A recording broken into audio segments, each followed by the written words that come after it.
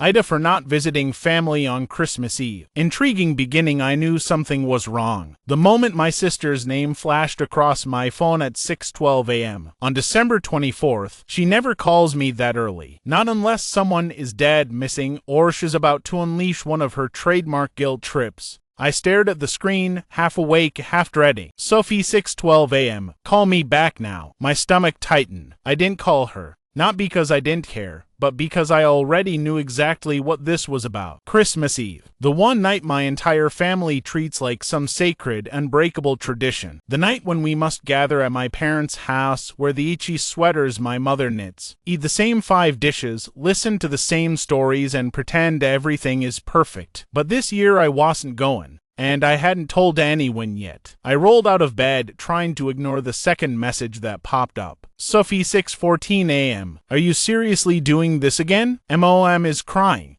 I froze. Again. That wasn't fair. The last time I missed Christmas Eve was because I was in there getting stitches. But in my family, any deviation from tradition is treated like betrayal. My phone buzzed again. This time, it was my mom. My thumb hovered over the screen. My heart thudded against my ribs. I didn't answer, because if I did, I would break. I'd hear her soft voice trembling, the disappointment dripping between every word. I'd hear her say she understands, even though she really doesn't. I'd hear her ask me to please, please, please come home. Just this once, because we don't know how many more Christmases we'll have together. But none of them know what they did last year, how badly they hurt me. How deeply they crossed a line I've never talked about. The truth, I wasn't skipping Christmas because I wanted to. I was skipping Christmas because I didn't feel safe being there. But they didn't know that. Not yet. And the longer I stared at the blinking notifications, the more certain I became. If I don't go tonight, my entire family might turn against me forever. I placed my phone face down on the kitchen counter, but the buzzing didn't stop. It vibrated against the marble like something alive, persistent, relentless, demanding my attention.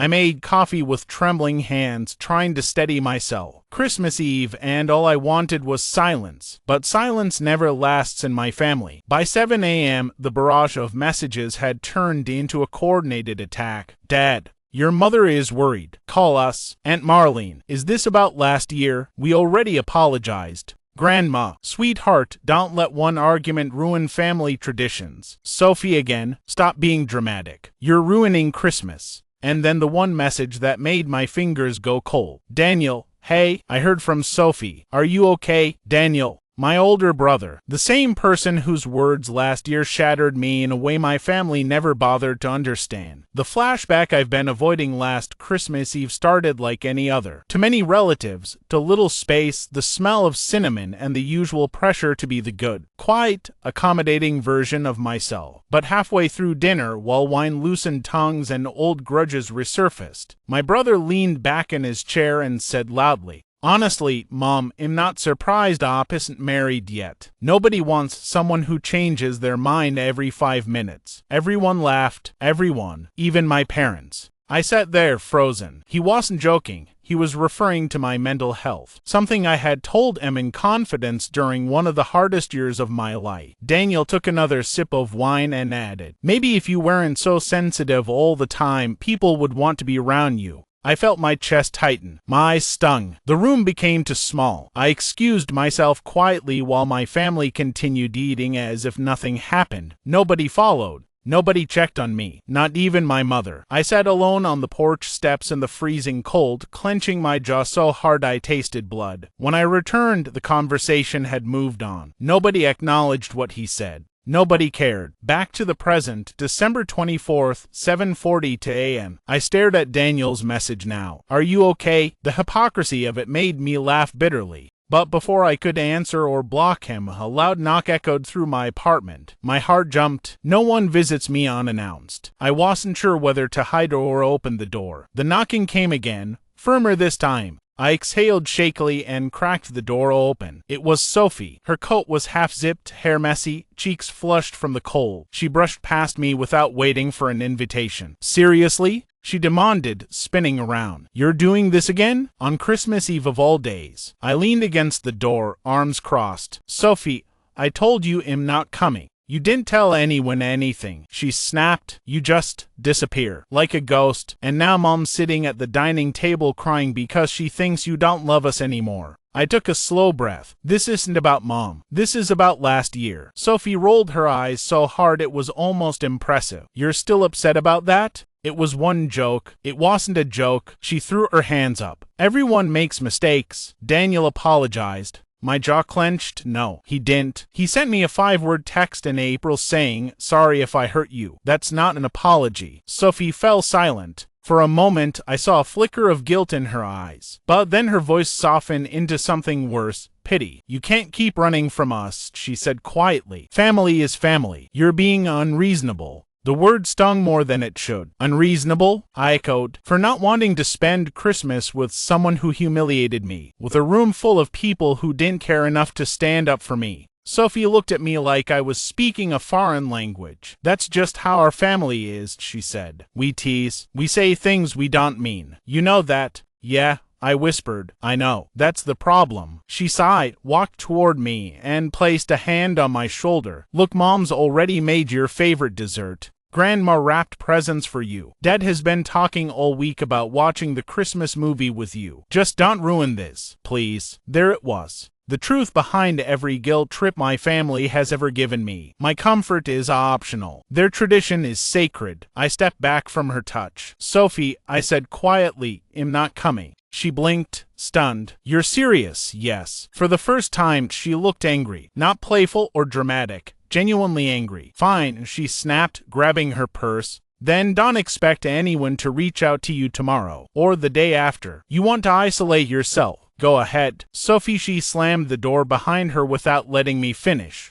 The silence that followed was suffocating. I sank onto the couch, shaking so hard I had to clasp my hands together to steady them. For the first time all morning, the buzzing stopped. My family chat went silent, and for a moment, a small, trembling moment, I wondered, did I just make the biggest mistake of my life, or the first truly healthy decision I've ever made? By noon, the silence had become its own kind of noise. No more messages, no calls, no passive-aggressive emojis from Aunt Marley. Nothing. My apartment felt too quiet, like the pause before a storm. I tried distracting myself. I cleaned the kitchen. I wrapped the few gifts I had bought for people who probably didn't want them anymore. I even turned on a Christmas playlist, but the cheerful music felt wrong, almost mocking. Round 2 p.m., the sky outside dimmed, winter dusk settling early. I curled up on the couch with a blanket, staring at the ceiling, trying to breathe through the pounding anxiety in my chest. And then my phone lit up.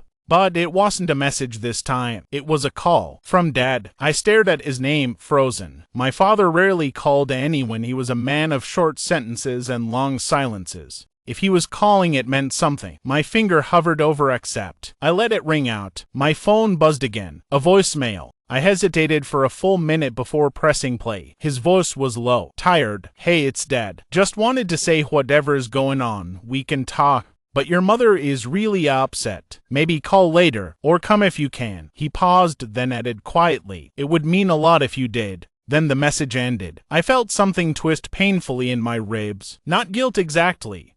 More like grief. Grief for the family I wished I had. I closed my eyes and tried not to cry. For 17 p.m., a new message just when I thought the day couldn't get heavier, my phone buzzed again. This time, it was from an unexpected sender. Emma. Hey, I know we're not super close, but Sophie's freaking out. Thought you should know. Emma, my cousin. The only one in the family who has a filter and a conscience. Another message came seconds later. Emma. Daniel's being a jerk. He told everyone you love drama and that you're punishing Mom for attention. My throat tightened. Of course he did. Perfect, golden boy Daniel could never admit he hurt someone. It had to be my fault. Me. Thanks for telling me. Really, Emma. Do you want me to tell him off? Because I will. I almost smiled at that. Almost. Me. No, please don't get dragged into this. Emma. Too late. Grandma heard him and yelled at him. He stormed out lol. I blinked. Grandma, my sweet, quiet, cardigan-wearing grandmother who never raised her voice at anyone. I didn't know whether to laugh or cry. Before I could respond, Emma sent another message. Emma. Honestly, I don't blame you for not coming. Last year was awful. I remember, Emma. But they really do miss you.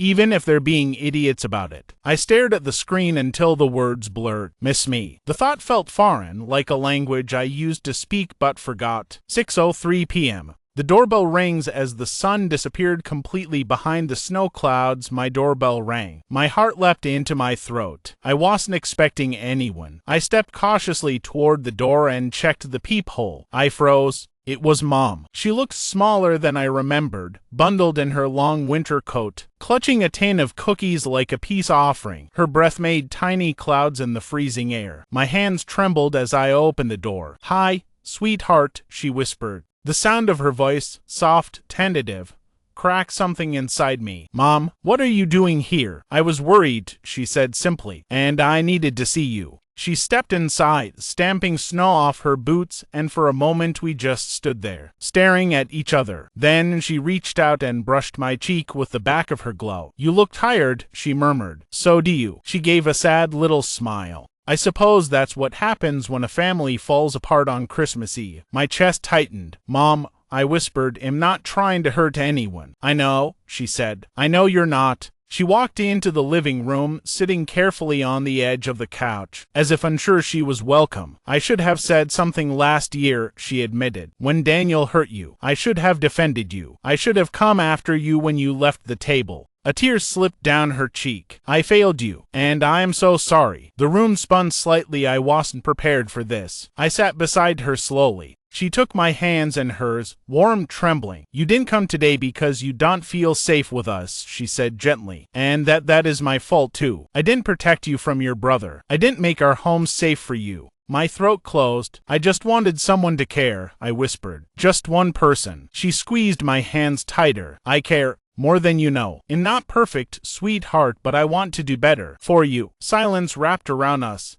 Not heavy this time, but soft, healing. Then she added, "You don't have to come tonight. I didn't come to convince you. I came because I love you, and I needed you to hear that from me." Tears spilled down my cheeks before I could stop them. For the first time in years, I felt seen. Mom reached into the tin of cookies and handed me one shaped like a snowflake. "Your favorite," she whispered with a watery smile. I laughed through my tears. Then she said something I never expected. "If you want, we could spend Christmas Eve here. Just you and me. Quiet. Peaceful. No pressure." My breath caught. She meant it. Really meant it. And for the first time that day, maybe all year,